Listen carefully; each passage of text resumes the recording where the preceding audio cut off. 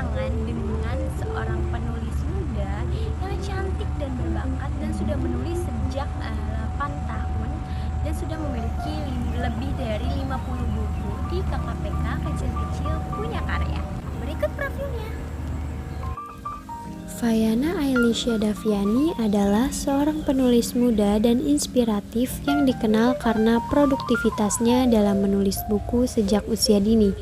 Ia aktif dalam berbagai kegiatan literasi dan motivasi sejak usia sekolah dasar hingga saat ini. Vaiana adalah seorang penulis muda. Vaiana pernah terpilih sebagai Duta Putri Pendidikan Jawa Barat pada tahun 2021 yang membuktikan dedikasinya terhadap pendidikan. Saat ini, Vaiana adalah seorang mahasiswi di jurusan Teknik Industri di Universitas Indonesia.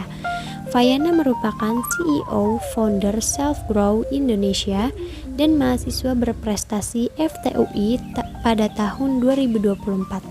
Penulis muda sejak dari umur 8 tahun dan memiliki 56 buku, salah satunya di KKPK yaitu Kecil-Kecil Punya Karya.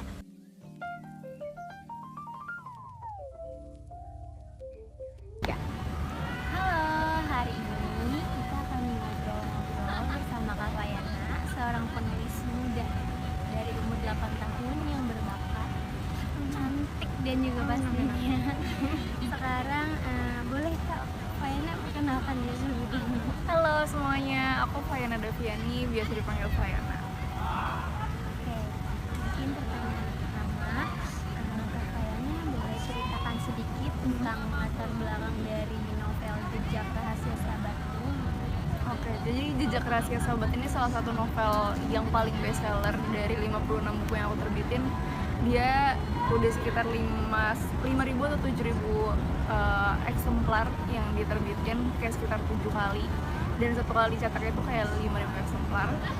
Dan sebenarnya memang background kenapa pada akhirnya itu bisa bestseller berdasarkan dari pembaca-pembaca aku tuh, mereka merasa bahwa ini adalah cerita yang cukup unik karena aku mengangkat salah satu kisah persahabatan gitu antara tokohnya itu, aku pakai sudut pandang orang pertama, jadi pakai aku sama salah satu sahabatnya namanya Anya gitu.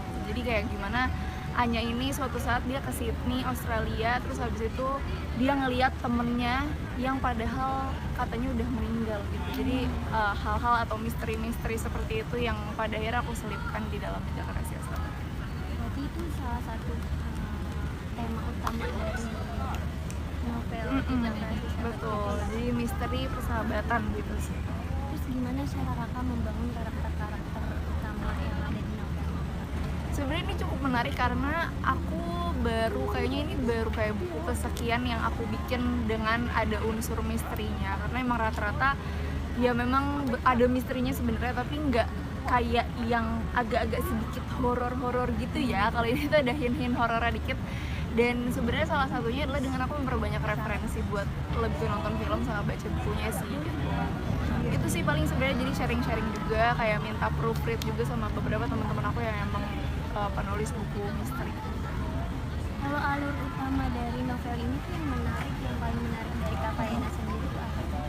Yang itu tadi sih, yang ketika dia kesini terus habis itu dia ketemu sama temennya yang padahal sebenarnya katanya udah meninggal gitu. Jadi itu yang bikin kayak, loh sebenarnya dia ketemu sama siapa gitu, ada apa di situ. Nah itu yang akhirnya bikin katanya sih pembaca-pembaca aku tertariknya pada alur itu sih. Dalam membuat novel Jejak Rahasia Sahabat ini, apa inspirasi kakak untuk membuat novel ini?